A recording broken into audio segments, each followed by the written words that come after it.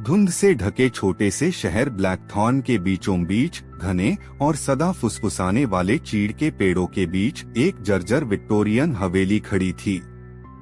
इस डरावनी हवेली के अंदर एक गुड़िया थी, एक फटी पुरानी चीनी मिट्टी की मूर्ति जिसकी आंखें काली रात में अजीब ढंग से चमकती थीं।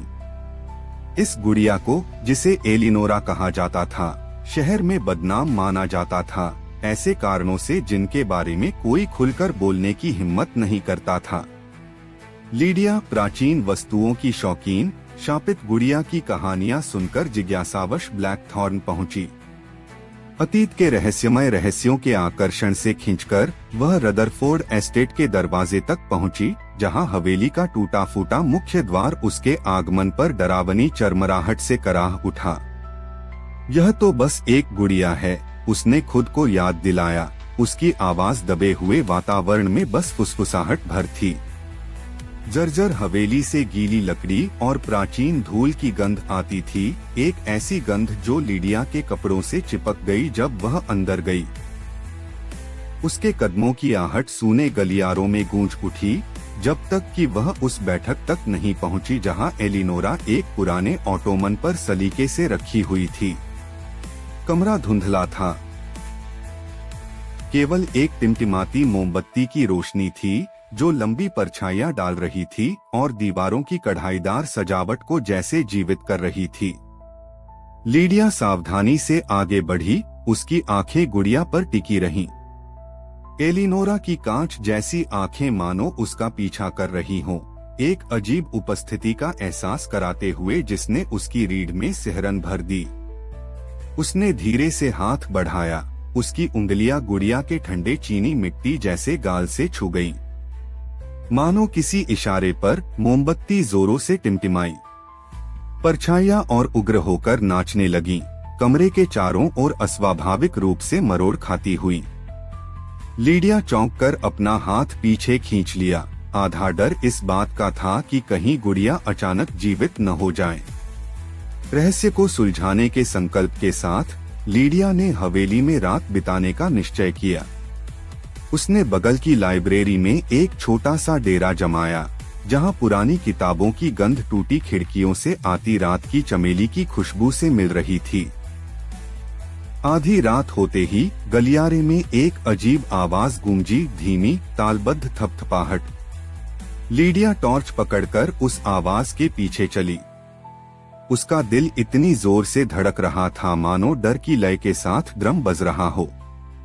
थपथपाहट उसे फिर से बैठक तक ले आई। टॉर्च की रोशनी में ऑटोमन खाली दिखा, एलिनोरा गायब थी। घबराकर उसने कमरे को देखा, तभी उसे नजर आया कि गुड़िया अब खिड़की के पास एक कुर्सी पर बैठी थी। उसका सिर हल्का सा मुड़ा हुआ था, मानो बाहर देख रही हो। चौंककर लीडिया तेजी से आगे बढ़ी, किसी तर्कसंगत कारण की तलाश में।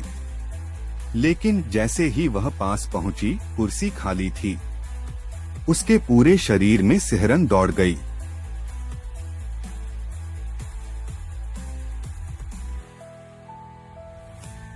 अब गुड़िया ग्रैंड पियानो पर बैठी थी, उसका लेस का कपड़ा धूल से अछूता था।